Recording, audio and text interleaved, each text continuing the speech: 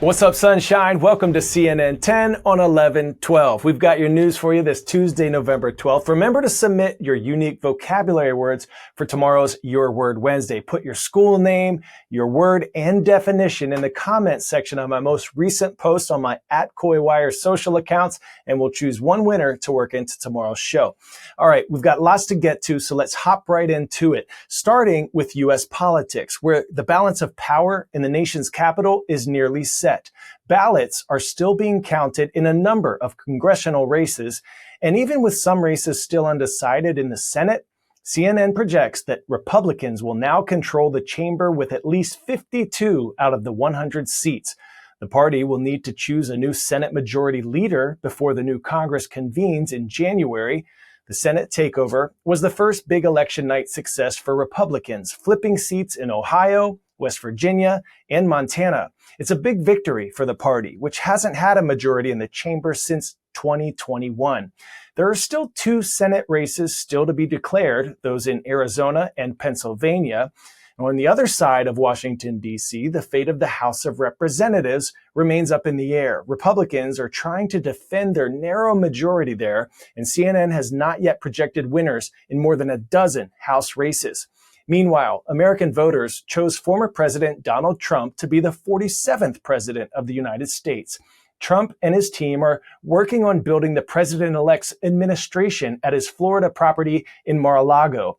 So far, Mr. Trump's campaign manager, Susie Wiles, has been named as White House Chief of Staff. Ms. Wiles will become the first woman to ever hold that title. President-elect Trump will travel to Washington, D.C. this week to meet with President Biden. Before Inauguration Day, states have until December 11th to confirm their Electoral College votes before electors officially cast their 538 Electoral College votes. Now, once all races are determined, the new Congress will be sworn in on January 3rd, and then both chambers will count electoral votes on January 6th. With Republicans set to control the presidency, the Senate, and possibly the House of Representatives, the GOP will be in prime position to back the future Trump administration's agenda. CNN's Manu Raju joins us now to break it down further. Republicans have an edge in holding on to the House barely. They may barely hang on to power, but there are still votes that left to be counted. And that's because right now, to get to the magic number, that's 218 seats, they only need, Republicans do, to 5 more wins. That's it. And they're the majority. Democrats, however, need to flip 5 Republican districts. Much more difficult, especially since they are only leading in 2 Republican districts. Republicans, meanwhile, are leading in 2 Democratic districts. So if that holds, then Democrats are most likely going to be in the minority. And that, of course, would be a huge letdown for their party. They thought they were going to carry districts from Iowa to Nebraska to New York to California. They left a bunch of Republican wins, pickup opportunities on the table. And that's what's going to cause a lot of hand-wringing, blame game of sorts, potentially at the top of the ticket, too. Some Democrats down ticket, outperforming Kamala Harris's performance in some of those battleground districts. But at the moment, those votes still yet to be counted. One thing is for certain, though, Republicans will have the majority in the Senate. 52 seats at least, a couple seats yet to be called, potentially adding one more seat to see how the Pennsylvania Senate race turns out here. And another big question for Republicans, who will lead this new majority? Because Mitch McConnell, the longtime Senate Republican leader, the longest-serving Senate leader in the history of the Senate, is stepping aside from his leadership post. That means there are several candidates who are vying to replace him. 3 specifically, that's Senator John Cornyn, Senator John Thune, Senator Rick Scott. Next, we're going to take a look at a situation happening in Southeast Asia where 2 neighbors, India and Pakistan, are dealing with extreme pollution that's affecting the lives of millions of people. Air quality typically worsens in that region in the wintertime because cold air traps particulates billowing up during crop burning or those that come out of vehicles and power plants, and that air just stagnates. The pollution recently got so bad that it registered 3 times higher than levels on the IQ Air Index that are considered hazardous. Pakistan's government is calling for climate diplomacy with India so the 2 countries can address the issue. CNN's Sophia Sethi shows us more. The traffic is still flowing in Lahore. The government officials are urging people to stay at home. The smog, too toxic.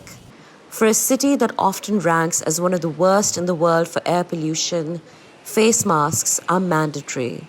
a thin shield against the skyrocketing amount of pollutants in the air.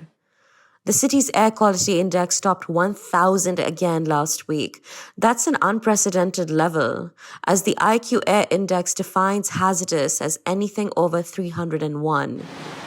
Many public spaces like zoos, parks, and historic monuments have been closed, along with many schools which have shifted to online classes for at least another week. Everyone has a right to clean air. Everyone has a right to enjoy seeing the sun.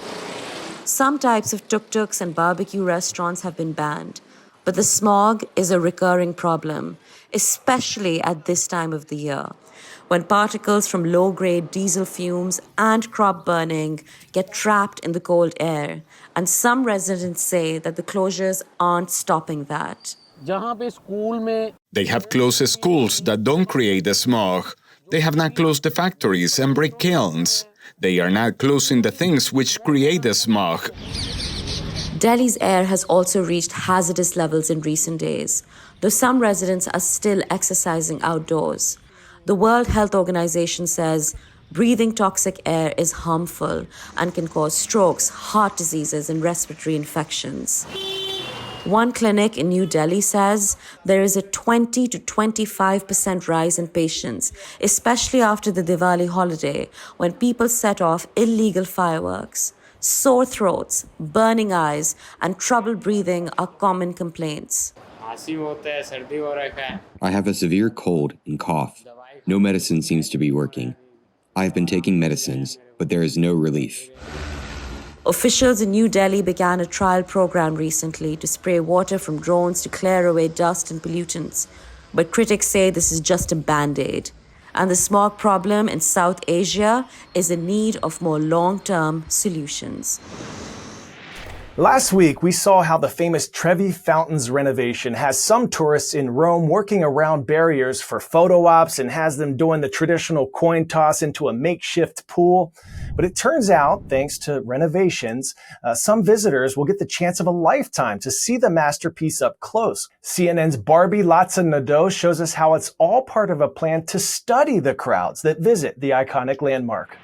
The Trevi fountain behind me is normally gurgling with water into which millions of tourists throw coins each year. But thanks to a massive renovation project worth more than $300,000 that includes cleaning and scrubbing up of calcium rust and dirt, this iconic fountain is dry.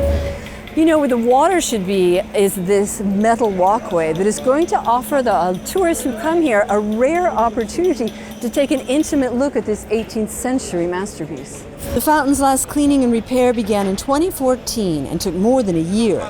But increasingly hot temperatures and a steady growth in tourism traffic have also led to the erosion of some of the basin.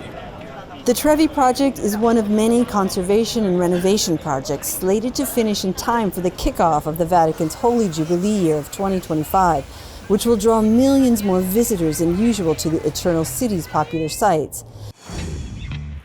Pop quiz hot shot. A group of penguins in water is called a raft, but what are they called on land? A swarm, a waddle, a charm, or a gaggle? Waddle-y, waddle-y. Named after the distinctive walk of a penguin, the collective noun for a group of penguins on land is a waddle of penguins.